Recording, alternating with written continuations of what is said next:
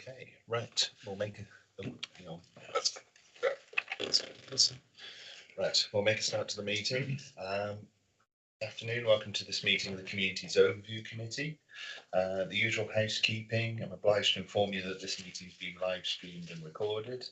Can I ask you to ensure your mobile phones are switched off? And can I remind members they must use the microphones, otherwise all that's heard on the for those listening remotely is complete silence. So you could make use of those, please. I'll ask the members of the committee and officers to introduce themselves. We'll go to my left. So I'm Robert Macy, Chair of the Communities Overview Committee. And I'll go to my left. Councillor Nick Hignett, representing Lake Valley Ward. Viv Parry, I'm Ludlow South. Jane Fraturi, Assistant Director, Homes and Communities. Hello, Melanie Holland. So, Melanie Holland, Housing Strategy Development Manager. Hi, Laura Fisher, Head of Housing Resettlement and Independent Living at Shropshire House. Councillor Dave Basman, representing Underdale. Councillor Christian Lee, representing Bridge North East and that's the Apples. Ted Clark from Mason Hill. Councillor Dan Morris, representing Burnham. Emily Marshall, Committee Officer. Condos City Manager. Okay, thank you everybody. So I don't think we've got anybody joining us remotely, have we? No. So that's fine. I'll move on to item 1, which is apologies for absence and substitutions. We've had apologies from Councillor Mark Williams and Councillor David Basmer is substituting, and also apologies from Mark Jones. Item 2 is disclosable pecuniary interests. Is there anybody who wants to declare anything at this point? No? I Okay. should declare that my daughter lives in a housing association part ownership. Okay. Make a note of that one. It connects us now. Item 3 is the minutes. To consider the minutes of the overview meeting held on the 25th of January, which have been circulated by email. Are we happy with those? Okay. Item 4 is public question time. No public questions being received. Item 5 is member question time. We've had a question from Councillor Julia Evans, who's with us today. So thank you for coming along. We're going to ask if Julia wants to read out her question. We'll have the response, I think, from Jane. Yes, it's Yeah. planning. And then Julia's entitled to a supplementary question as well. So, Julia. Residents in Shrewsbury have expressed concern that the rising number of short-term lets is decreasing the availability of homes for rent. Does the council have figures on the number of properties used for short-term lets and how this has changed over the recent years? Given that short-term let properties are often exempt from business rates and do not attract council tax, what strategies does the council have to ensure services like waste collection are properly charged for? Other councils in England have required material change of use planning permission to be granted for short-term lets in some cases. Has this option been investigated for Shropshire? Okay, thank you. This is a response from the planning team. The advice is that the council does hold information regarding the number of households that are in private rented accommodation in Shrewsbury, and this has increased by 34.1% in the period 2011 to 2021, which is an increase of 1,632 properties. In addition, there may be short-term lets such as Airbnbs, which we do not hold the information on. In terms of council tax and business rates, the council can only collect these within the legislation. In other words, if properties are exempt, then there will be a charge. Furthermore, if there is no material change of use in the property, then planning permission is not required. So that's the response. Okay. Supplementary question? No, but thank you. Sorry. Okay, right. Thank you very much. And thank you for attending today. So We will move on from item 5 on to the main item today for the meeting, which is social housing in context, understanding Shropshire's housing market. Just before I ask Tom to set out where this fits in the work we're doing, I just wanted to thank the officers in terms of, I know it's Jane's name on it, but obviously Mel and Laura and so on, for such a clear report that does go into a lot of depth, but is very understandable. So it's a really good report that we've seen. So thank you. So Tom, if you could just set up for us where this fits in the work we're doing. Okay, thank you. So as members will recall, this topic is a piece of scrutiny focus for the committee that's spread over 3 meetings. So you had the first meeting a month or so ago, and at that meeting you heard from the chief execs of the registered providers in Shropshire, or most of the registered providers in Shropshire, who shared their thoughts, ideas, positions around affordable housing, social housing, and also their ideas on options, opportunities, and enablers from their perspective. This session has been designed to share with you more context, I think, around what the situation is in Shropshire, taking account and a sort of broad view across issues such as population and demography, all the way through various different aspects of communities to help inform and get bigger, broader footprint of understanding.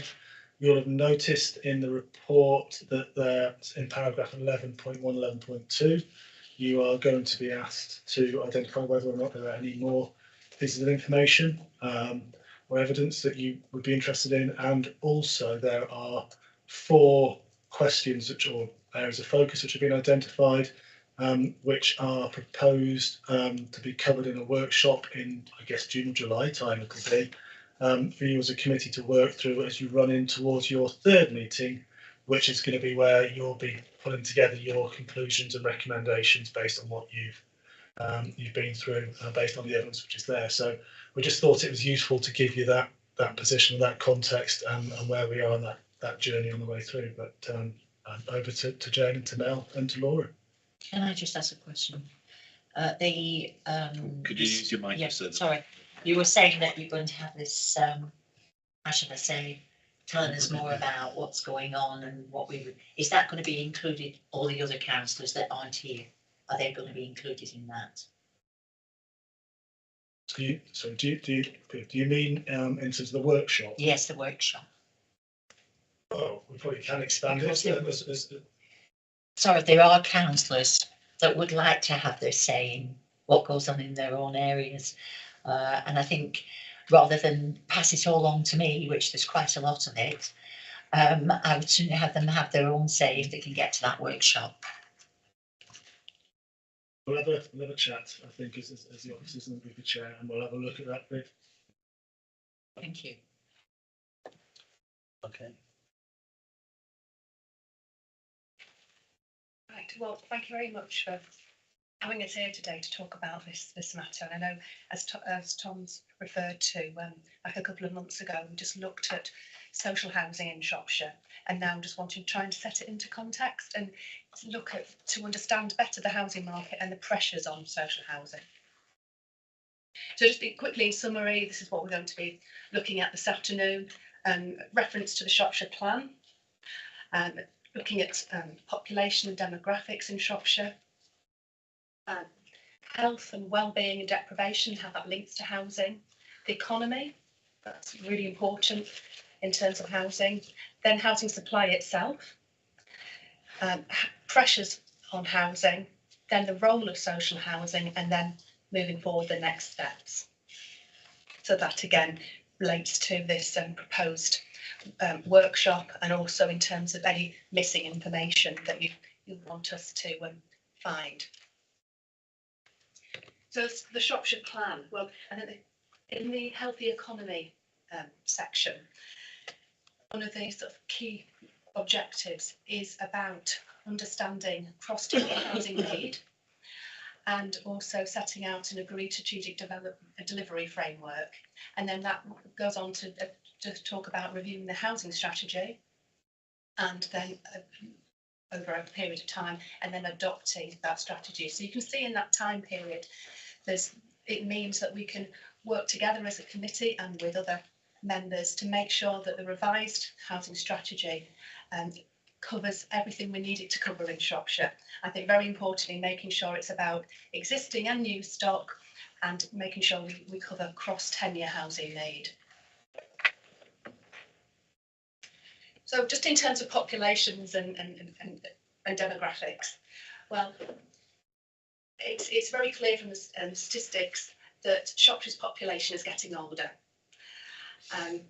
That's not only because people are living longer, which we'll come to on another slide, but also because there's more older person households are moving into Shropshire and younger person households are leaving Shropshire. And this is resulting in a median age of 48, which compares, I'm doing this from memory, I think it's 40 at sort of at national level. So it's above what the national median age is. 12% of the population are aged 75 or over, and it's predicted that by 2043, 19% of the population will be aged 75 or over. Now, I'll just mention, people live longer in Shropshire. That's something to be really proud of. And although in terms of when we're looking at sort of happiness and so on, people feel about the same as they do across the West Midlands and in the rest of England, people happen to be less anxious in Shropshire, so that's a really positive.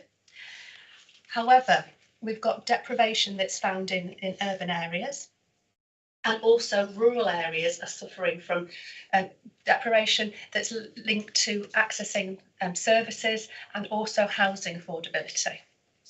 Now, from the report, you'll have seen there's some few maps. I'll just so I always think a picture says 1,000 words. I know it wasn't computers that says that, but whoever did, I agree. You know, I think it's very interesting to be able to see here the levels of where we've got very, deprivation.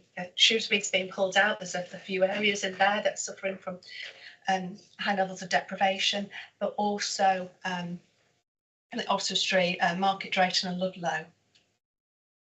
Now, when we look at this next map, sorry, the slight time delay, we can see about in terms of the barriers to housing and services deprivation, how much of Shropshire is actually affected by that. So that's the not being able to access services with a shop or a doctor's or post office, and also looking in terms of housing, in terms of affordability and also homelessness. So in terms of the economy, which is something that either drives housing or housing drives it, depending how you look on it, but the two are very, very closely linked. So in terms of Shropshire's population, well, because I suppose we've got such a, so many people are older people, especially the high numbers that are 75 or over, it does impact upon the working age population. So if you just look at 16 to 64-year-olds, only 59% of the population of that age. And then of the working age population, in terms of those people who are economically active, so they're either working or seeking work, that's 80%.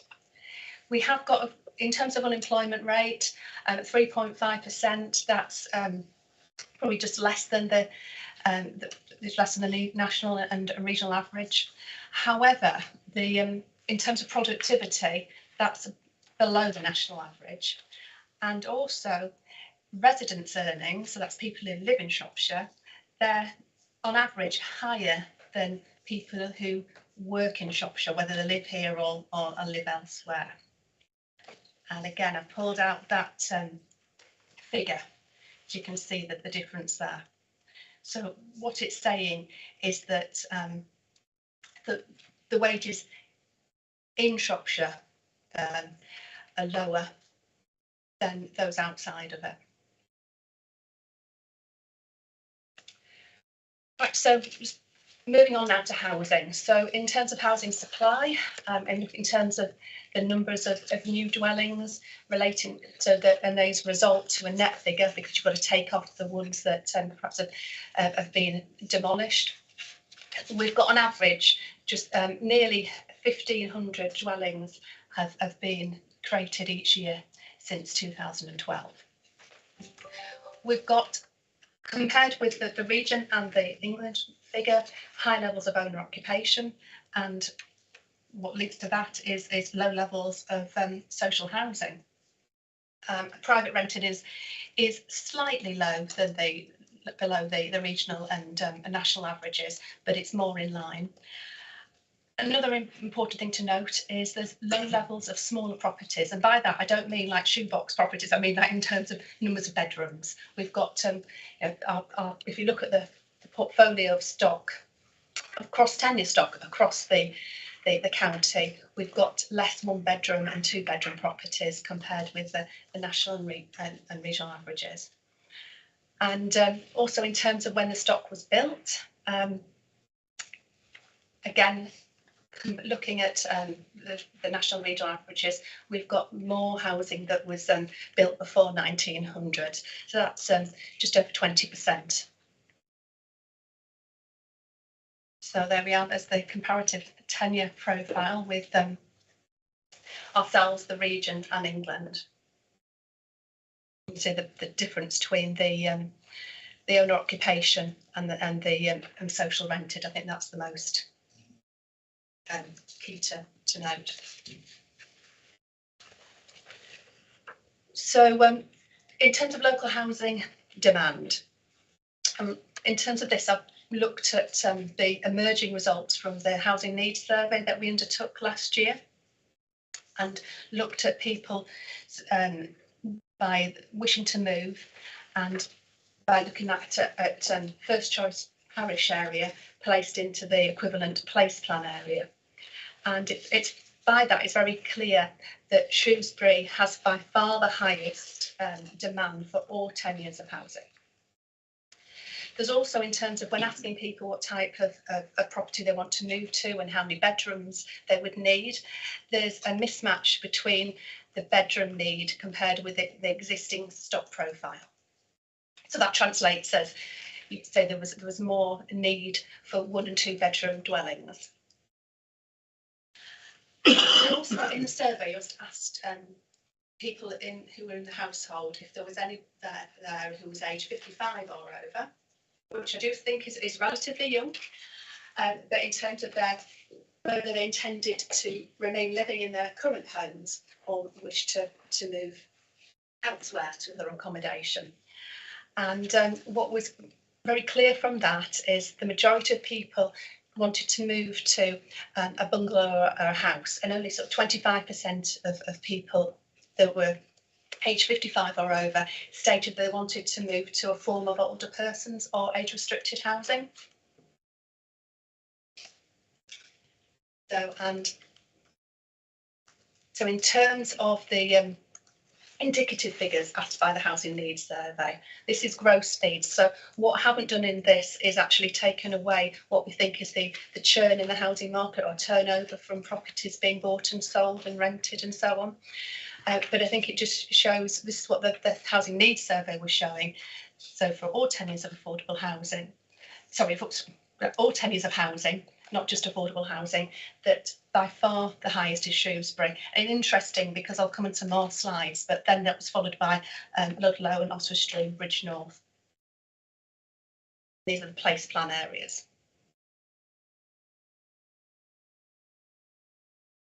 So in terms of accessing open market housing, well, we've got very high ratios of house price to household income. You'll see in the report we're quoting both figures in the public domain, so national ones, and also some the results of some in-house research that's been done using data at a much lower level. But what's quite clear is we do have very high ratios of house price to household income. And what that means is that unless somebody has actually got a very large deposit, whether that's from family or inheritance or equity within an existing property, for many households who are on just like a median or lower quartile income, it's very difficult to access the open market and buy a property. And then in terms of private rented accommodation, the information there that we hold is from the Valuation Office, and it's showing that median private rents are below the regional England averages, but these aren't necessarily affordable to everybody because they are above the levels that housing benefit would pay. So housing benefit and what's called the local housing allowance, they are based on paying for the I think it's 30% of the 30th percentile from properties. So I suppose there was always going to be a bit of a gap, but if you look at the report, it does mean that a number of properties will just be unaffordable for people who are either relying on benefits or on low incomes. And bearing in mind, a lot of people who work still are in receipt of benefit. Now, in terms of demand for social housing, well, the strategic housing market assessment that informs the local plan that's in draft form at the moment, that found that the net affordable housing need was 799 dwellings per annum in Shropshire. And it's quite a high level of properties, bearing in mind that going back to that slide in terms of what's being developed and the net figures of the new properties, that was just under 1,500 properties a year, and that's for all tenures. And also the local plan, because it has to take into account viability and other pressures on developments, that sets out the 350 as the number of affordable dwellings to be developed each year. In terms of looking at the housing register, so this is purely demand for affordable housing. So you'll know it's home point. And again, by a country mile, Shrewsbury has got the highest demand from the housing register. And that's the place plan area. And this time it's followed by Oswestry, Ridge North, and then Market Drayton, and then Ludlow. But you can see there's a bit of a pattern there, but definitely the key thing is what jumps out is Shrewsbury. And then, sorry, I've got lenses in and I've got reading glasses, but I'm going to struggle a bit with things.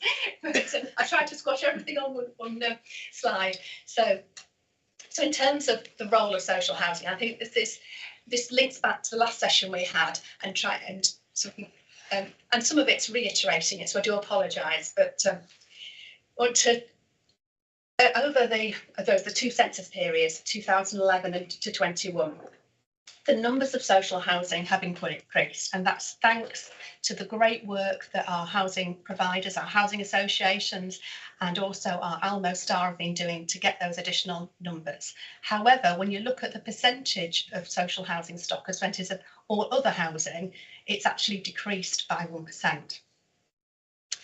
So going back to the social housing in Shropshire, what we talked about last time, 20% of social housing is actually owned by the council. That's managed by Star Housing. We're going to be introducing a revised allocations policy and scheme, which introduces nominations. So that means that housing associations will sign up to a nomination agreement with the council, and then when properties are allocated, they'll be allocated in line with the council's revised allocations policy and scheme. Now, social housing itself is a key thing. It's key to meeting housing need. We all know that. And also, though, it can help retain and attract workforces. But what we really wanted to sort of flag today is what more social housing can do. So, in terms of homeless prevention, it's so important is having social housing.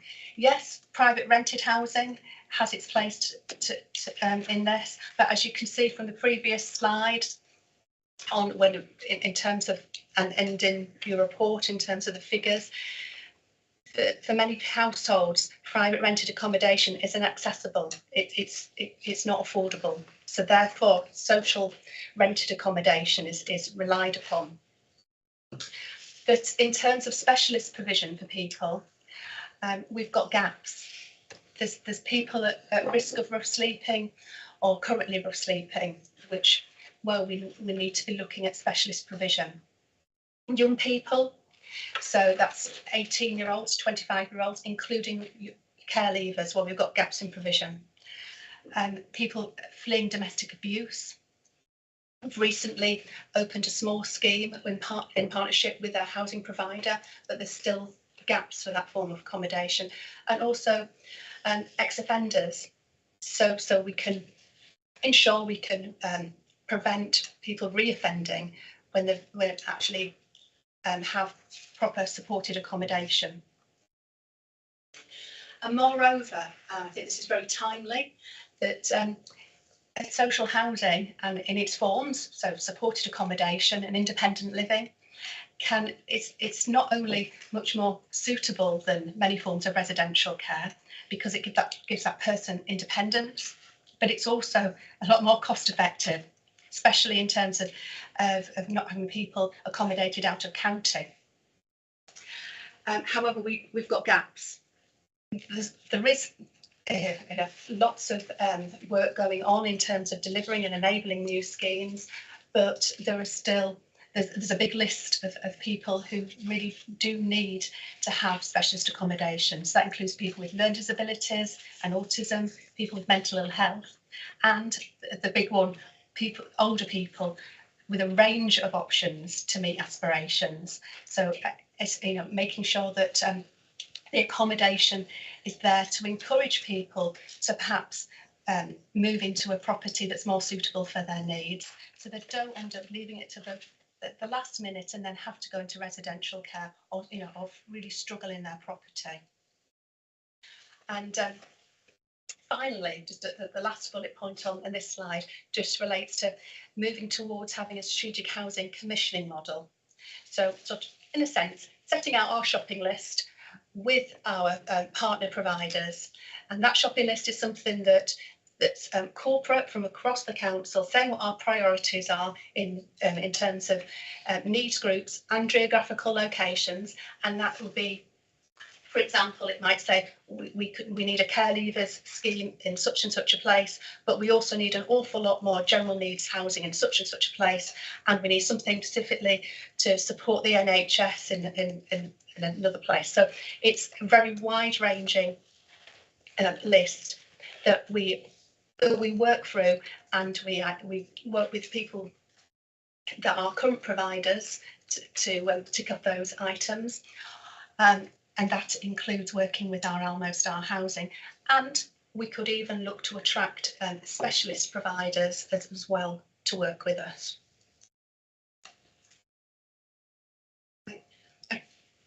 I've taken this figure from the report just because I think, if nothing else, I know I was sort of wittering on about the previous slide, but I think to me this sort of says everything in terms of accessing different tenures of accommodation. I don't know how well you can see it. It might be easy to look at the report, but I think to me that just shows that if you're a household on the lower quartile income, you can comfortably afford social rented accommodation. You might struggle with the affordable rent. An affordable rent, for anybody who doesn't know, is what was introduced under the coalition government, where it's 80%, up to 80% of the local housing market rents. So, but then when it starts, if you're on a sort of this low quartile income, it does start getting difficult to start affording market rents. And in terms of home ownership, well, unless you've got a huge deposit, much greater than the one that's suggested there, I think it'd be more or less impossible, let alone actually being able to get a mortgage on your income. And again, if you look at people, I think it's the purple line for the median gross household income, for many of those people, they will struggle to, they might be able to afford rented accommodation, but they will struggle to afford home ownership, which they're probably, and this can be looked at two ways.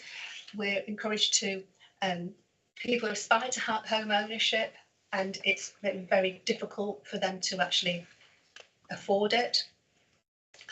But when people can't afford it, then there's more pressure put on not just rented accommodation per se, but in particular social housing.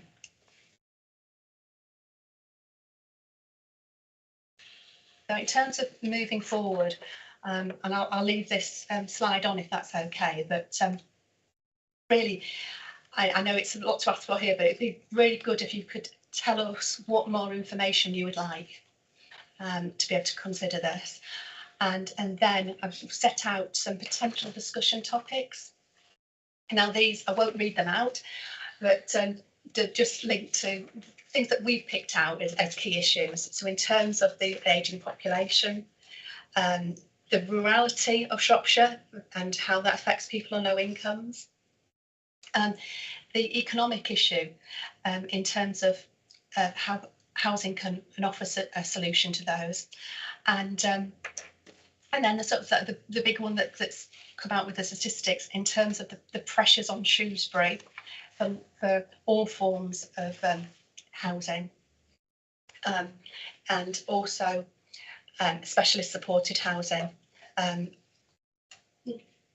What can we do? How do we meet that need? But how do we have a more balanced housing market across Shropshire? So thank you. Okay, thank you, Matt. As I say, the report itself was really good, and that presentation just adds to that in terms of looking at the issues. So I'll just start with some. I think if we take the first request of, is there any more data we can think of that we perhaps need first, just while it's fresh in everyone's mind what they've seen and the other things they've had, and then we can move into a bit more of a general discussion about what we're thinking on those points. I mean, I had a short list which was with currently the one map with the housing, the barriers to housing and then the barriers to servicing all sits as one at the moment. Is it possible to separate that out? Because the rural bits, there might be, the key problem there might be just it's the barrier to services, which we'd know because it's rural, and there might not be a barrier specifically to housing around overcrowding and the other bits. So whether that's possible. The only other things, we're comparing to the West Midlands as a whole, and then sometimes when we're doing this sort of work, we tend to have comparator councils that are more rural and the rest of it and so on. Is there a way of getting some data that says how we compare to? I know the likes of Cornwall and others are always held up and the rest of it, but is there a way to do a comparator to those as well that might have the same sort of, and it's whether we've got the same sort of challenges as they've got. I think the breakdown by parish, probably preempting Viv's part of this, it's understand, like the Oswestry Place Plan area where I sit, it is very good, but then you've got each parish has its own sort of set of challenges and so on. I think it's just to give members maybe that understanding. Now my only other one was, is there any, we've revamped the priority bands for what home point's going to be and so on. Have we got any data on how well served those groups are by provider as such? If that makes sense. So what's the starting point for the priority groups that we're identifying as a council? Where are we starting from? How many of them are currently in housing by provider? And then what does that need to move and look to? I don't know if we've got that data. I would imagine possibly not, and we need their agreement, but that was my list of ones.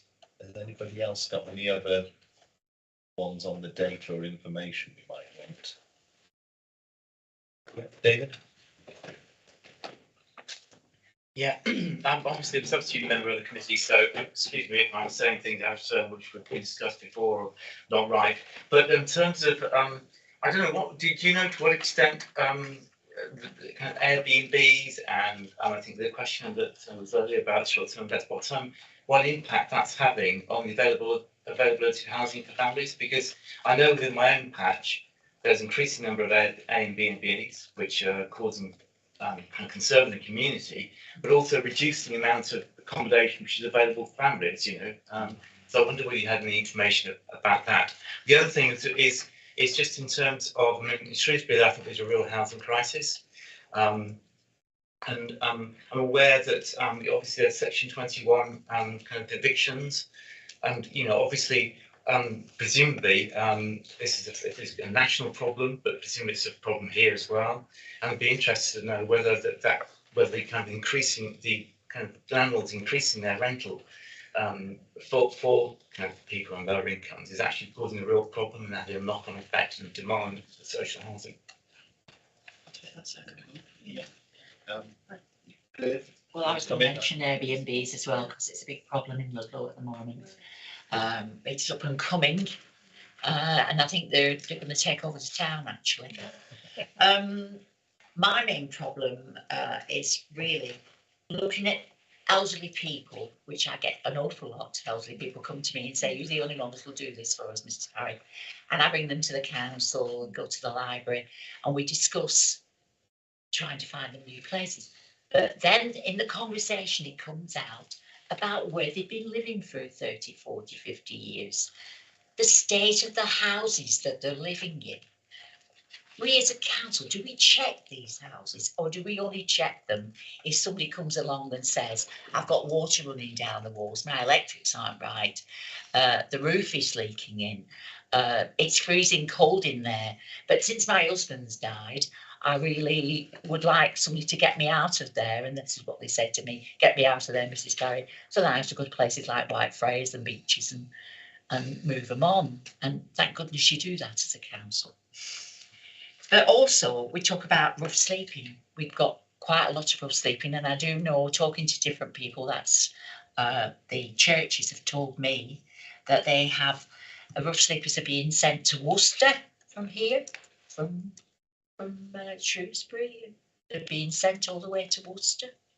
In fact, one of the vicars went with a person to take him there because there's no way of getting there to get somewhere to sleep. Young people. Do we all know young people that are sleeping on other people's couches? They might have the house next door to me. At one time, I had about 7 or 8 young people all living in the same house. And when I said, "How many people have you got living there?" "Oh, well, we've only 3. I said, "No, you haven't. 7 or 8 people." So, young people are suffering as well. We aren't giving them affordable housing. I don't mean affordable housing, I mean rented housing, where you could have 2 or 3 young people living in the house and they could rent it together, which some of the bigger houses like mine are too cold. That's what they complain about. They'll say, "Yeah, great for us all to pile in, Mrs. Parry, but isn't it aren't they cold houses, So that's another thing. It's the heating now and the electricity and everything else. And offenders, you talked about offenders, you didn't say very much about them, but I know we have people that are offenders that cannot get any work, cannot get any property. The other thing is, at the moment, I've got 40 people that they're trying to get out of a place, which I won't discuss. Where are all those people going to go? They've all had a quitting order. They have to leave.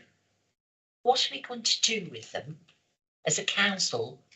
Where do we find a woman with 4 children? 40 people. We want them out of there. It's not a fit place for them to be. They can't go back into housing association houses because they've done something wrong. Maybe they haven't paid the rents, they haven't done this, that or the other. Or one couple who, as they were leaving, smashed all the windows and knocked the walls down outside. So they'll never get back into what I call really good housing, and I think our housing association houses are pretty good. There's 1 or 2 places where it used to be quite bad, but I think we've picked that up. So there's lots of things. We've got to think about the big picture rather than just the smaller picture. It's not just older people, it's young, it's people that, when I go to the doors and I said to one man the other week, "How are things?" He said, "Well, if things carry on, we're going to be out on the street, me, my 2 children and my wife, because we've both got jobs, we've got money coming in, but we can't afford to stay here anymore. So there's lots of things, it's not just bits. Thank you. Okay, thank you, Viv. Yes, obviously, there's a bit of crossover between the last meeting and this one where we picked up some of, like you're talking about, Viv, and put those in the mix. So I think those bits, when we get, I'll look slightly to Tom, when we get to the third meeting after, when we get to recommendations and so on, there may be some things above and beyond these questions that could get picked up as recommendations. Thank you for what you've just said to us all. I thought that was, I've written it all down and I can go through those notes for different things. Thank you. Yeah.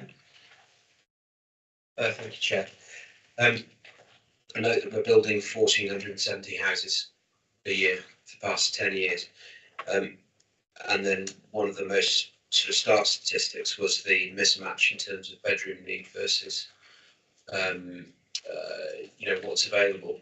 And so I just wondered, within that stat, could we look at, let's say in the past 2 or 3 or maybe 4 or 5 years of those 1,470 houses that have been built for the past 4 or 5 years, what is the breakdown of those? Are they 1, 2, 3, 4 bedroom houses, just to see if we're dealing with that need as it comes up?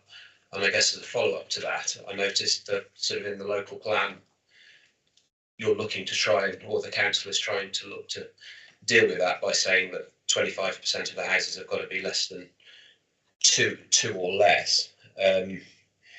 Is that a new policy, or was that in the old sort of plan, if you like? Is that something that we're using to deal with it now? But I think those stats and showing what we're actually building in terms of housing will help try and shed light on that. The other thing, and I don't know how easy this is for the council to monitor, but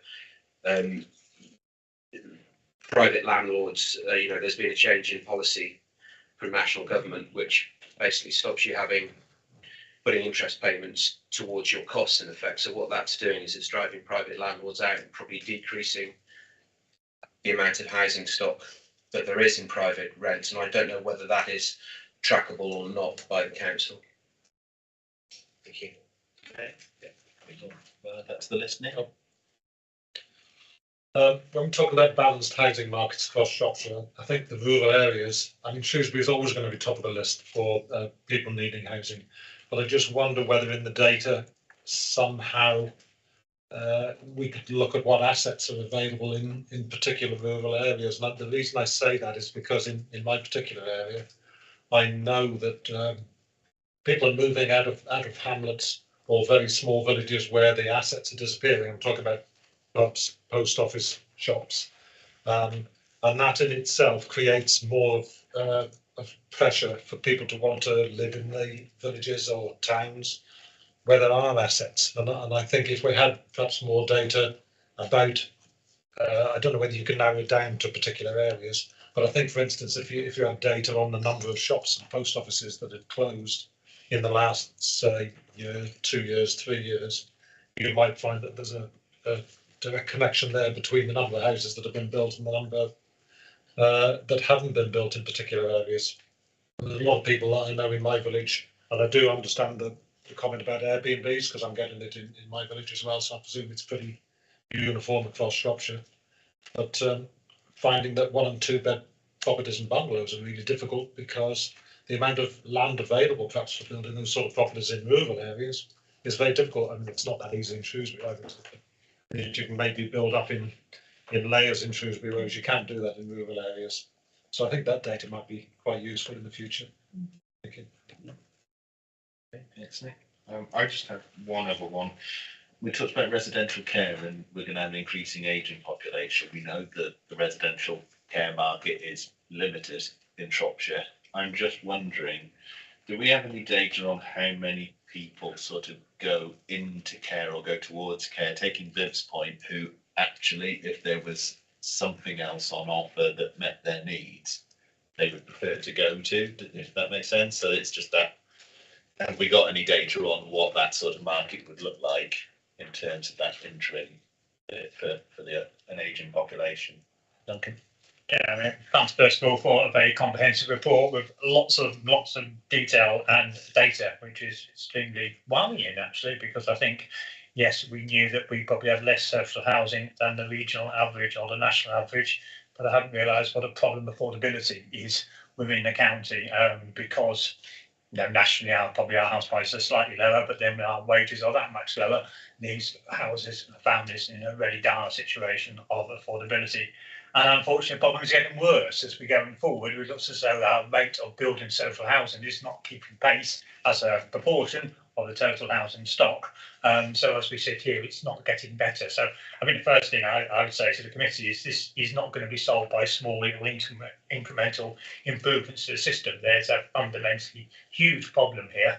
And when we can, perhaps the next meeting to look at that, I think we have to look at the major levers we've got, one of which is planning policy. And I notice you're talking about delivering about 350 new homes by planning policy, whereas the needs around 800, as I understood. So I mean, quite clearly, where does that gap get met? Because we're not in the ability to deliver 400 social houses ourselves. So the only mechanism where we've got is planning.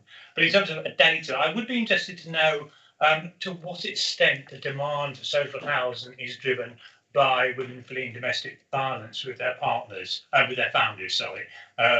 Because obviously where that is happening, there's a potential, a different solution, which is for the perpetrator to be evicted from the house rather than for the council to pick up the victim. And too often it's women with a family that have to leave and the perpetrator gets to keep the house, which is balmy, isn't it? So I'd be interested to know whether we identify any data to ascertain how much the demand is driven by that. Can I just say something about I believe officers may be regretting asking this, but it's more data or information. Sorry, to see it. Excuse me, One can I other just say thing. something about that? Yeah, Well, absolutely. if the man is the one that's causing the problem, they have to move the woman because she could be killed. Something could happen to her. So they have to move the woman. I don't necessarily agree. There's all sorts of non-molestation orders that can be put in place these days. We could go down a rabbit hole now. My other issue on Airbnbs, you should be able to track that because Airbnbs will have been re-registered, taken out the council tax registered and purchased it as NNDR for national on domestic rates. And you should be able to get hold of that data, and that would show you how many properties in the last year have been taken off the council records and put onto the NNDR, which the council doesn't control, but it's a simple way of seeing effectively how many properties have been lost from being used for families and being taken into business tourists. We're sort of sitting here. Has anybody who's got anything else on what good data or information? Sort of covered that off, Tom. Yeah. Can I add something as well? I was I'll listening to just a bring Tom in programme. first, and then I was listening to a programme when I came in today. So I mean, I've been making some notes down that other people have as well. So I think we might need to go away and do a little bit of research and see what the art of the possible is with some of these. But I think we've probably got data which we can bring together, which will start to tell the story. Even if we don't know exactly where all the private rental houses are, we might be able to tell where the impact's been. If we look at a trend or pattern where we can see changes in maybe where people have started claiming housing benefit or its current version of housing benefit in areas that it's starting to show up maybe where they weren't before. So we might be able to see patterns or things emerging in that respect. But I think you may not get direct answers now, but it's stuff we can go away and we can look at as officers and come back to you at the workshop, I think. But first, from my perspective, scrutiny manager, this is my second meeting back in with this committee. I thought there was clearly some thought gone into the data that might be useful, which is good. Yeah, there are some points that we might be able to pick up straight away, although I noted 20 different questions. Only 20. this is what happens when you get interested in a subject. I'm afraid. Yeah. Brilliant. It is really helpful actually to have the members sort of challenging this way, because actually it does kind of force some sort of sometimes quite difficult issues out and allow us to sort of then explore them with this committee, and we're very happy to do that. So I don't know if we want to pick up on some of the points now that we've got some straightforward answers to, and then others we might come back to later if that's okay. So, well, yeah, thank you. It's really good to have those because that's what scrutiny is all about. In terms of the IMD, the barriers to housing and income, I can ask to drill down into that. My gut feeling is it's housing affordability and services that is the reason. It's not necessarily homelessness or condition of properties. But I will leave that one with me. In terms of the comparator, that's just me being lazy because the regional figures are published. Whereas what we do, like for homelessness, is look at the comparators. So it will take a bit of time. But yes, we can look at what the SIPA comparisons. And like you say, there's Cornwall, and there's a whole Isle of Wight, East Riding. There's a range of comparative areas. In terms of breakdown by parish, now what I would say is and you know from the last report, we do have social housing mapped by parish as good as we're going to get it. Sometimes I wonder whether or not I found some properties that were in Worcester the other day, and I keep finding them in Telford. I get told that they're ours, but they're not, you know. But what I would say in terms of the housing needs survey, and I think we did flag this in the report, the information really isn't statistically reliable at a parish level. We would have to ask everybody to fill in a form, like a census, so we can only rely on it at a place plan level. But we can provide everything we can get at a parish level. We do. And in terms of the what providers do and what they don't do, and that's where we've got our gaps, because we know what isn't happening. Over the last few years, and probably elaborate on this, we've had particular specialist schemes offering accommodation for young people, including care leavers, that have just they've closed down their schemes and left. So That's I where we've think got those gaps. Sorry, I was going to say, I think it's important to say that the examples of those, and those of you that have been around as long as me will remember, you know, the funding was always available, but actually it was maybe the business model of the provider that changed, and that's the reason that they left the area. So, but that is unfortunately the gap that we're dealing with as it stands at the moment. But we can do more work on what providers are providing. But I think because we do have that information, and as part of the mapping was done last time, so we'll drill down into that more. We do just need to be careful in particular groups, say for example domestic abuse, because none of us are supposed to know where those schemes are. Going into Airbnb, this is something that is countrywide is being flagged as an issue. I think that's very useful to say about the non-domestic. National non-domestic rates. Yeah. However, people will still Airbnb their property if they're away during the week. They might do it the weekend, might do it because they've got a spare room. So there's going to be those properties. Now, I suppose one could argue, well, it's their home anyway. But then again, if they wanted to make a bit of money, why not get a lodger? Why Airbnb that? So again, we'll take that one away. Section 21 notices.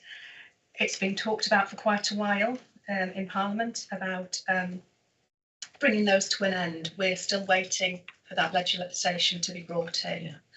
Yes, if that's right. Yeah, so I think as Mel said, we're still waiting for an update, etc. on no fault evictions. I think what is relevant to say in response to Councillor Basma's comment is that notices, Section 21s from private rent has been one of our top 3 reasons for homelessness forever.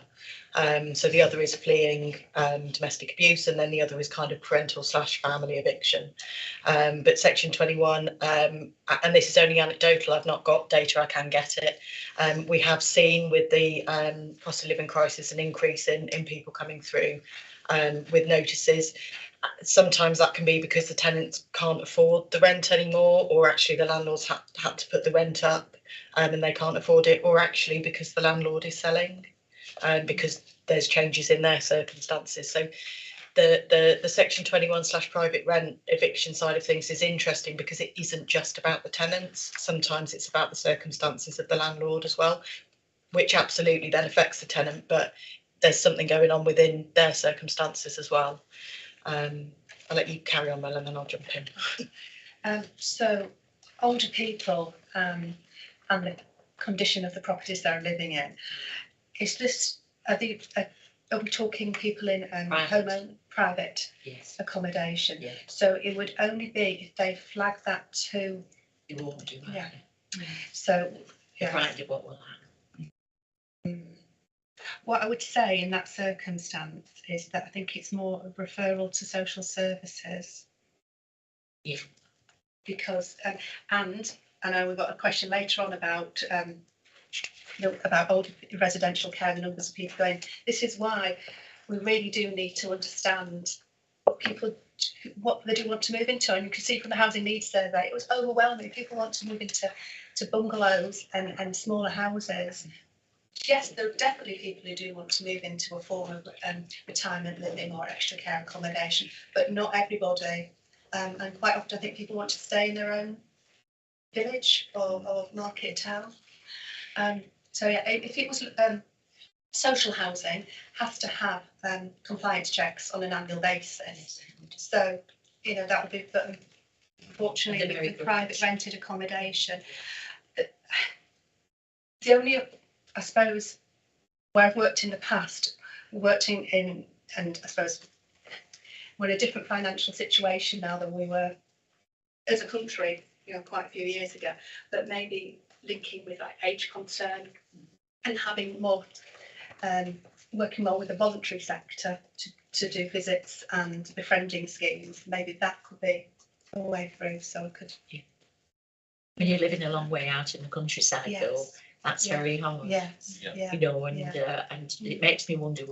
I got one lady out, but what are the rest of the cottages like where she was? So just to quickly, I think Tom. I was only going to say that we might not solve that one now, but I think that's a really important point that we shouldn't lose as a point for recommendation in the future. I think that's a really sensible suggestion in terms of looking at that relationship back with the voluntary community sector and opening that up. It feels like we've already got potential area to recommend a focus on to in the future. I'm just conscious that Mel has a long list to work through, but we shouldn't lose it, Viv. We shouldn't lose that one. So don't. And I didn't pick that up. It's happened about 4 times now in the last couple of years. Yeah. So I think we'll keep a note of that one. That feels like a potential quick way. No, I lose track of time because I'm not in terms of days, I mean in years. I'm trying to remember. Yeah. But there was at one point you could have like the stay and put agencies and things like should I stay or should I go type approaches.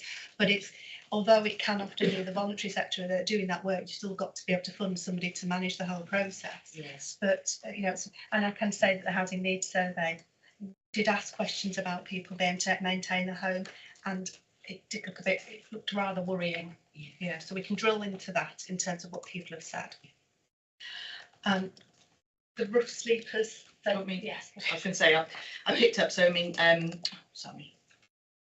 So obviously there was comments about rough sleeping, young people, offenders. I wonder whether some kind of basic data on homelessness would be useful to kind of feedback. I mean, over the years, I know I've come, but obviously it's a bit of a changing feast really, but it might be interesting to see some of those numbers in amongst some of these things that we're then talking about. I mean, our rough sleeper numbers in Shropshire, for example, have decreased. That doesn't mean that it's zero. So there are still people that are. I think it's probably making that distinction between rough sleepers and homelessness for other reasons. I think the data would be.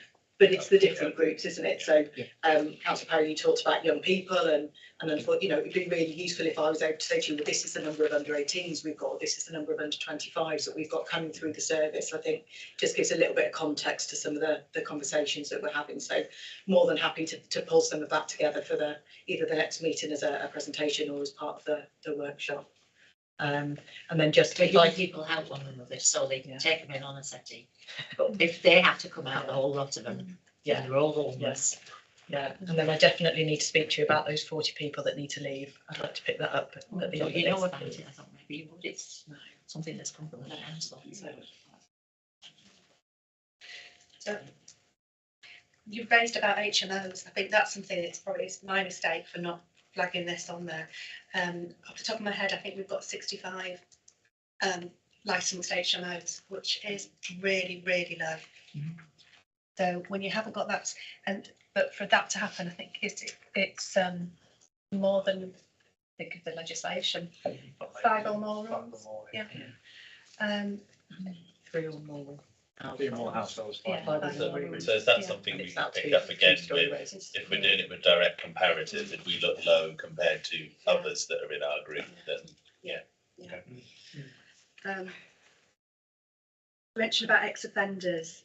Yes, and it's something that I know the chap from the probation service came to talk to us about social landlord forum the other day. It's making sure that we don't. I can't say that the word was. I can't even say that. I'm just saying reducing reoffending, but it's really important that people are provided with suitable accommodation, and that can often be shared accommodation with the right support in place, so it's sustainable, rather than people ending up homeless and then offending again, and we carry on with that cycle of offending. And then in terms of families who can't afford the rent, exactly, this is we've got all these particular in terms of client group pressures, but then just people who are both working but still can't afford to pay the rent, and bearing in mind they've got a whole there's other bills to pay as well. It's a huge pressure.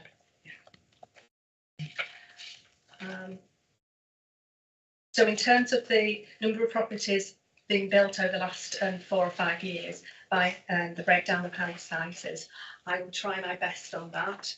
It might be that we have to do some sort of sample,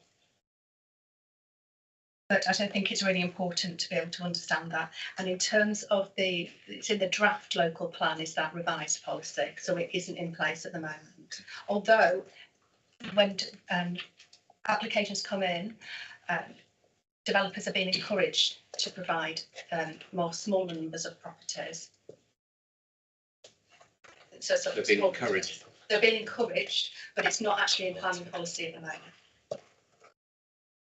Can I ask a question? Yep. So is the implication that the new local plan, it's going to be more, they have to then? The new local plan will say that at the moment, the words that are in that report are taken from the draft local plan. So it'd be more of a requirement in the new. Yes. It's recognised that we're facing this issue. I can't read my handwriting here. I think you're pretty close to the full list. Yeah. I've got private rent. Can we track the private rent charges? I can do. We can look into the valuation office, but they're just a sample as well. It might be better if we do something more internal, based on what we know anecdotally, I think. I mean, if it's not going to add any value and it's going to take up time, don't bother doing it. But I just do know anecdotally that people who have been in the private landlord sector have now pulled out and sold their houses, and that is decreasing housing stock. So, but like I say, if it's difficult to monitor and it's time expensive to do it, then it's not going to have much value, then there's no point in doing it. We could still do a piece of work by speaking to I can definitely ask my housing options officers to just sort of keep a bit of a tally really when people are coming through. I mean, it's by far the largest number of people coming through around Section 21s and private rent and things like that. So I haven't got a problem kind of doing that as a bit of a tick box as a sample. Mel, how close have we got? nearly. I'll do those two and then we'll. I just thought on that particular point, it's just a Okay, yep. It was only a suggestion. You could talk to the lettings agents and see that they've seen a reduction in the number of landlords offering properties, and I'm sure that I understand the point. I've no idea whether it's there in reality or not. So then, in terms of people moving out of villages because shops and post offices and so on are disappearing, it will be possible to find out. I don't know how easy it will be. Can I just suggest on that one, is that one that you could sort of throw South's way to ask parish councils and others, get them to do a little bit of the Yeah, thing on that, and then that would be the, it's more of a qualitative piece of work. if there's isn't it, not in an terms of- official bit. Yes, That's all I'm yeah. thinking, but, yeah. Okay. And then I suppose going back to Airbnb, it's just really tricky. My suggestion would be that it maybe needs to be raised at a different level, because say I know from the last authority I worked at, it was being flagged as a huge issue. We know that it's being flagged in like Cornwall as an issue. So whether or not something can be done through political channels, shall I say? That's the Okay, I yeah. would suggest, because There's an announcement this week, wasn't there, from Michael Gove? Did you see that? Or there being to say that he was going to implement legislation to prevent Airbnbs in certain designated areas. No idea what it means as part of the bill that's coming through. So Yep, no, we'll take that as a. but it's making sure then that Shropshire's on that list. yeah, my fear is it would be excluded because I suspect that the designated areas are national parks, because the particular focus was Cumbria. And, Yeah. it'd be worth lobbying, because clearly there's an appetite there or recognition there from us level. This is a problem. It was talking about planning control, so that would be another way of dealing with it, to make a different use class from that. Yeah. For our planning permission, that's what the inference was. It'd be a change to the planning rather than anything else. I'm sure that'd be good news to Eddie and his colleagues as they go through the current process. They want to add that in, so see where that goes. Yeah. So in terms of people going to residential care data, yes, that's something I'm really keen to be able to understand. The impression I'm getting is what's happened is people are leaving things very, very late and then going into residential care. So those potential choices before that gets to that point are not, it's just too late in the day. But that's something we definitely, I think it's really important if we can map where people are coming from and then where they're going into, can try and understand. Because if it is a lack of, for example, 2-bedroom bungalows in a particular village, then and that would prevent those people having to then to go to residential care, because they could just move to that bungalow and tidiness and then receive care, domiciliary care. I mean, that's what the social services strategy is all about, being able to age in place. I've had those cases where, that's why I'm asking the question, is because not only have they had to go into residential care because there wasn't an in-between option, the nearest residential care they could get was Market Drayton. Yeah. So the poor partner of these people, they get in touch with us because they then can't even visit on a regular basis, But the which main then thing is deteriorates they the can't get drainage social service. care, they can't get some people to come in to give them social care, daycare.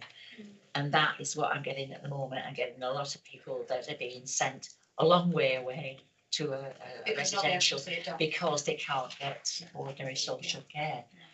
So it's quite hard actually. And people are taking ill quite, if you're old, you take ill quite quickly. So If we can. I think very quick, the last, in terms of highlighting the difference between what the SMART's saying and the local plan. I think the local plan is very much centred on what can be delivered through planning game, but also windfall sites and exception sites. But that's not to say that we can't have more windfall sites and exception sites that can be affordable housing, or specialists to help affordable housing as well. So, and I suppose we've got to remember that that is a target, but it has to be set, and it has to be something that's considered viable, because we can't set ourselves up to fail and need to have a local plan that is going through the PINS process at the moment. So, and we were not on our own in that situation as a council. I think everybody else is, well, and again, going back to the Sit for Family group, all our similar local authorities will probably have that situation. and that's what I was going to say about Leeds. Leeds were on the wireless today. They have now gone from greenfield sites and used all the brownfield sites first, because they asked the people, and the people in the town objected. So they used brownfield sites. They're running out of them now. But I think that's a darn good idea. little bits of places where we could build a few houses. You know, it would help with all these needs. Because there is a brownfield site registered for Shropshire. I think it's. I'm not even going to try and quote a figure off it, but it was a very low percentage, funnily enough. So there is that. Yeah. Then in terms of people fleeing domestic abuse, Yeah, it's a simple answer. I can provide that. Yeah. and that was So I'm going to throw one more in, if the committee will indulge me. Julia, you've been sitting at the back and you've asked a question specifically today about the housing and so on. So it was just, if you've got any questions you want to ask, you're welcome to join us and ask. If there's anything you want to feed into this or. It was just, I was going to offer the lived experience. How many people have been asked their lived experience of the system? Because we can have all this data and you can sort it out to a certain level, but you can't get the feel of it unless you've lived it. And where the pitfalls are, and like Viv was saying about the older person's thing. But I was going to offer myself, because I went through the system last year and had very good correspondence with Laura at one point. And my experience wasn't wholly positive, and it's an objective view of it, and when things can be improved and where they can't. And I also wanted to ask whether there is a gender breakdown. Are there more women like myself after relationship breakdowns being forced into this homelessness? Okay. Thank So, you. If everyone's happy, we'll add those to the sort of what we want to look at. I think the lived experience one is probably maybe to cross over into the workshop side of things. Maybe that feels a good sort of sit for that sort of discussion. But I'm pretty sure officers will take you up on that offer in the meantime, have that conversation. So thank you. So I think we've covered off certainly the first element in the report, which was the request of. Yeah, sorry, Duncan. Just follow on from gender. Have you looked at the other defining characteristics of the Equalities Act to think whether there's a differential impact in terms of any of those groups in housing need? So I could definitely pull that data off. That's something that we need to record. So yeah. So disability and people religion race. Yeah, that's fine. No, that's a good point. So I think we covered the first bit, which is the request of any more data, information, etc. I feel like we're probably going to have to push back the next meeting in the workshop just to give you a chance at this rate. So obviously, I think instead of a workshop. Well, this is it. So obviously these points were sort of the moving forward bit, and they were sort of looking at, have I got this right? We were looking at people to think about these in advance of the workshop session that's planned, or is there anything we want any comment on any of these at this point to give a bit of a lead to that? I think if I've heard some of the data requests right, and I'm interpreting it, and some of those are going to play directly in against these specific areas. But I suppose, given we've got a little bit of time left at the end of the meeting now, with those as prompts and to help the officers, including me, as we head into the workshop sessions, is there anything specific which jumps out, any particular questions or anything that the members sort of want to sort of give an indication of, or to focus in on, that goes beyond the data we've already discussed, simply because it just means that we've got more we can really sort of focus in on and work with? Because I think if it was me, and I'm a bit greedy, there's 4 workshops there. So really it's again just that chance to sort of reflect on it, so if there's anything specific you'd want those drilled down onto. Okay. Yeah. I'll just make one comment, because just looking at that in paragraph 2 about how we make it sustainable for people on low incomes, I caught the tail end of a conversation on I think it was on the radio, and I think it was yesterday, if I'm not sure, somebody else might have heard it. And they were, my ears pricked up because I knew this meeting today, and they were talking about a lady that had to move out because her rent had increased by 40%, and she was living with her daughter, and she put all her worldly goods into a container because she didn't feel she would be able to afford somewhere. And they got me thinking about that. But one of the things that was mentioned in connection with paragraph 2 was that if this lady did manage to find somewhere and she wanted to have her own independence and everything, she would need somewhere that was on a bus route. And that's certainly something that relates to paragraph 2, because if, for instance, we see a reduction in bus services across the county, which is quite possible in the next year or two, it will have an influence on where particularly people on low incomes or looking for affordable rents will be able to stay, because they're certainly not going to want to try and stay in a hamlet where they can't go anywhere, or village or rural. I've just written that down, actually. Can I just say that some of the parishes do not want social housing. So I have got people, some of my parishes do not want social housing. They want it to stay as it's always been, which the larger houses, people with money don't really want children. It's true. Now, I'm sorry, I never say anything to In the them. future. But they are all dying off now. So they will get the children whether they like it or not. So taking that as a wider point, Yeah, I mean, and it's I went always, to a parish meeting last night, and this council has asked them will they have a look at rural housing, affordable housing. And as soon as I mentioned it last night, this guy, one of them, said, "I don't want that here," just like that. And so I ignored him. And he said, "Did you hear what I just said?" I said, "I know what you just said." I said, "But I would like our council to look at it." "Well, why can't we have them from Merryford side?" You know, I said, "Because it's Shropshire Council that's building them, and they're not going to house people on the other side because they've just had some new housing built."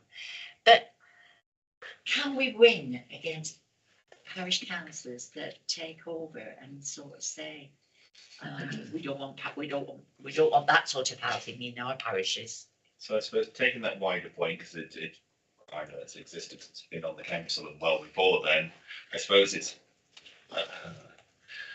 how we take that forward at some point. It's how much of a barrier is perception, I guess, of social housing. But the and so young on people that are living there, in our delivery as such. the young I don't people know. were the farmers' think- sons and want housing. I mean, think that that's was the only thing possible. in the report as well, is we've always had the thing around, a notice that we're disproportionately around the agricultural industry and so on. That's where the jobs are and the rest of it. And that's something traditionally we've struggled now and again with, whether it's the farm workers and single dwellings It and so absolutely on. links to the point that Mel made earlier as well about the ageing population of young people leaving Shropshire. And that's why, because there isn't that's one of the reasons why there isn't the accommodation that's affordable to them in the areas where they'd like to live, and in order to support economically Shropshire as well, to sort of have people housed where they live. We've been approached as Shropshire Council by local businesses in the county wanting to find ways to support their employees who at the moment are shipping in from way out of county, so not great in carbon reduction terms either, simply because they can't afford to live locally. So the impact of that sort of attitude that you've just expressed there, Viv, is significant on our ability to have a sustainable socioeconomic system in Shropshire, really, and it might be something that may not impact on those individuals who are expressing those views, and so they don't see it as a problem, but it does play out in issues for other people and in other ways for Shropshire. So I think as a council we have to take that more holistic perspective, and whilst the kind of localised views are really important, and we do have to hear those, we do also have a responsibility as the local housing authority to take that helicopter view as well, that more strategic view. So that's a really important thing for us to bear in mind as we're looking at this.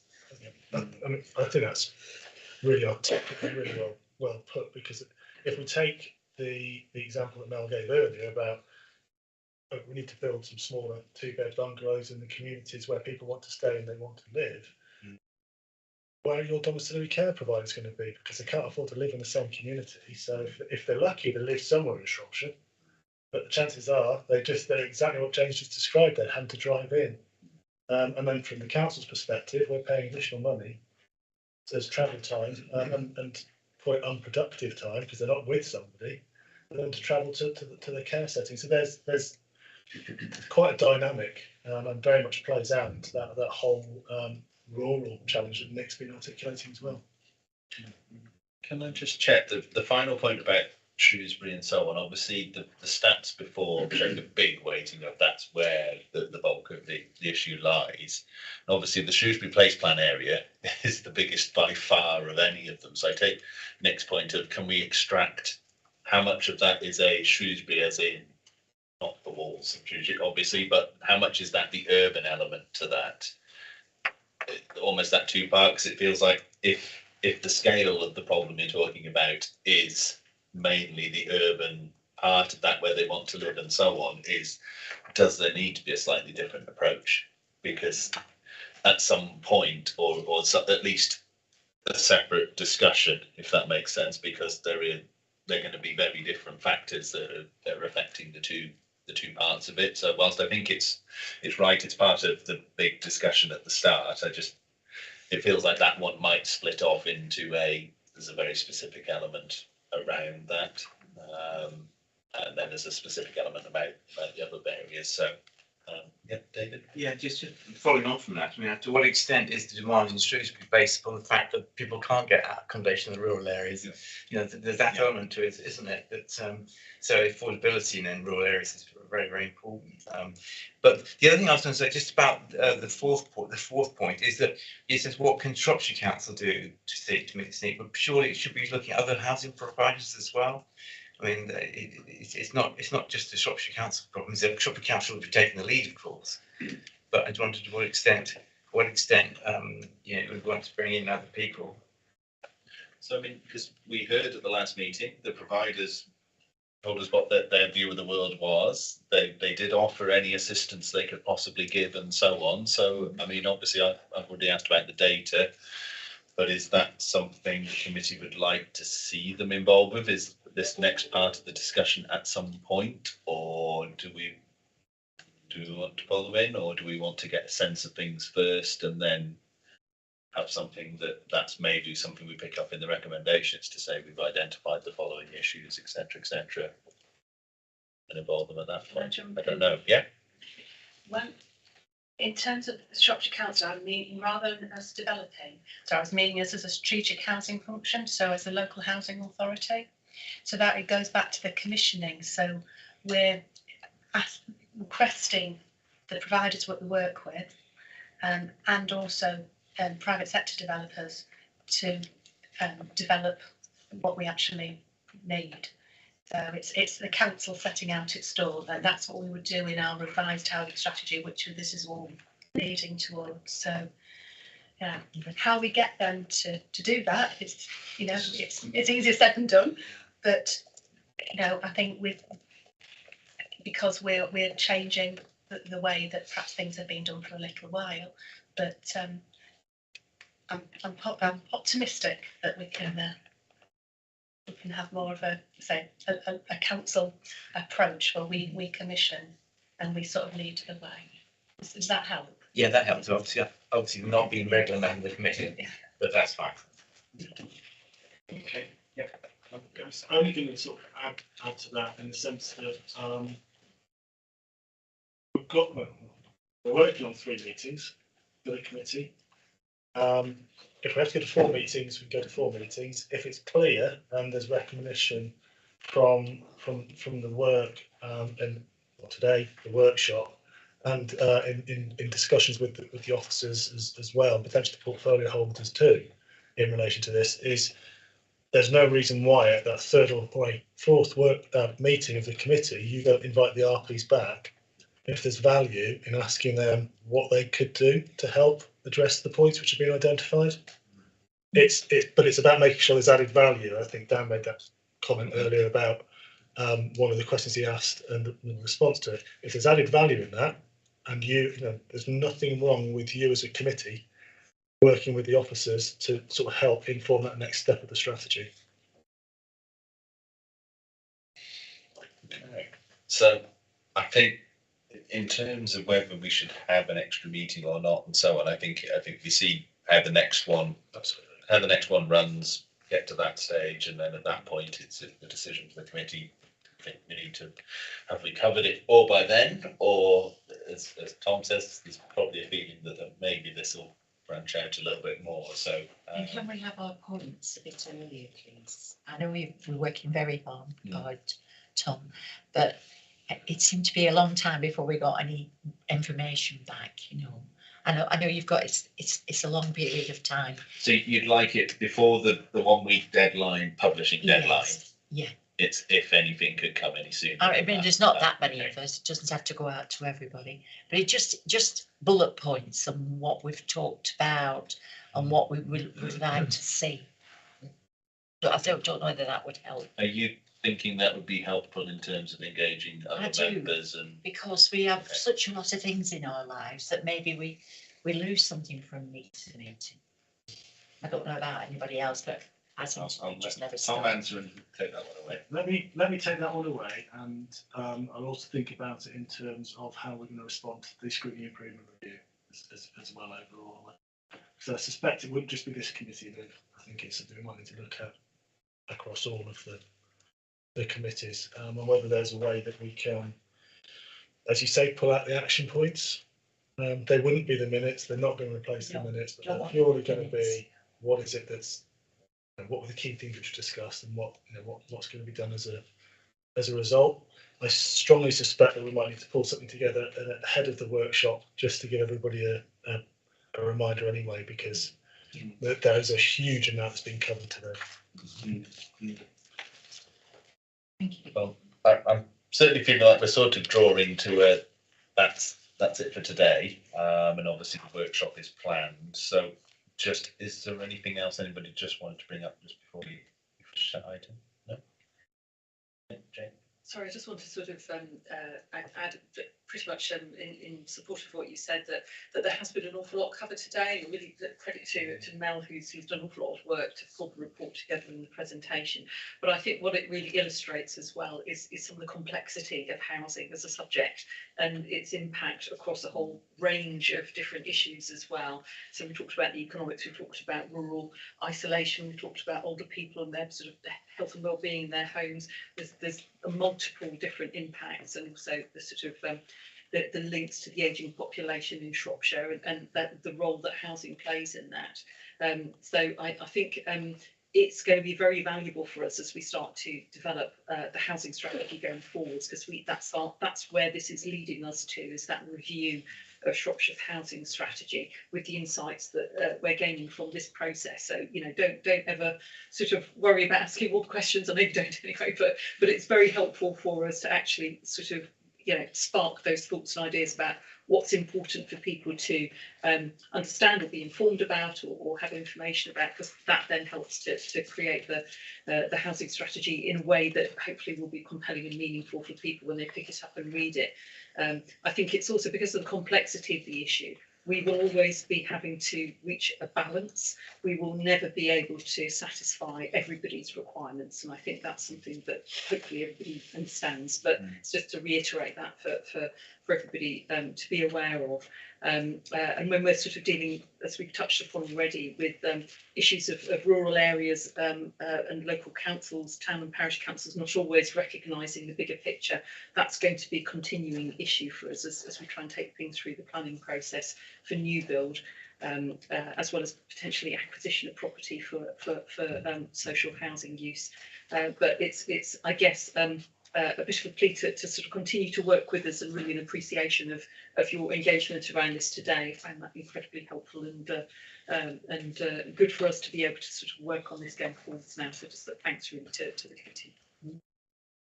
I think it was clear to me. I was just going to offer our thanks as a committee. I think to the officers, they've been very. I mean, Tom's going to leave with a big list of to-dos. I think yourselves from the housing team are going to leave with a big list of to-dos as well. So we can see that there is a lot of effort going in on your part behind the scenes between meetings, that we're arriving at these and we can actually have these discussions and answer the questions.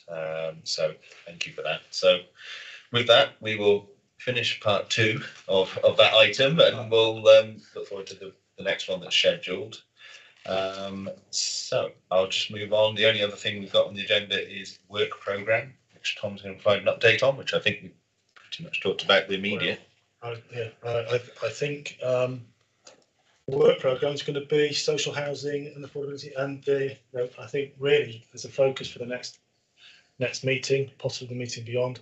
What I wanted to say though is my current plan is that for each committee, as we move past the annual council, we're going to be looking at doing the work programming workshops for each committee. So I think today was, for me, was a really good example of how, if we get the right topic in the right place in the right time in the decision-making cycle, as James just said there, what you've done last meeting, what you've done today, what you're going to do at the next meeting, and in the workshop is about informing the development of the council's strategy and the approach. So this is pre-decision scrutiny in action. Your recommendations from this are going to be getting ahead of that strategy being developed and any decisions being taken. So my hope absolutely is that when that strategy is developed, you'll be able to look back at that and you'll be able to see what's happened over these meetings and what your involvement has informed that and informed from what's there. So when we come to doing the work programming sessions, part of that will be having colleagues like we've got in the room today, directors, portfolio holders, hopefully integrated strategic plans which pull together things, how we're going to deliver the Shropshire Plan priorities, how we're delivering target operating model or how the council is delivering specific projects or activities, if there's anything specific around savings and savings programmes. All of those will be part of that perspective, so that when we come to do the work programme for the committee, and we'll do this for each committee, work programmes based on an understanding of what's going to be done by when to make decisions, but also when things are going to be implemented. So if you want to look at what the impact and the progress has been in implementing a decision, you can work those into that. So it's really just a heads up that we're going to try and have that structure and consistency in place for all of the committees to set those work programmes. And I tend to work on an 80-20 basis, in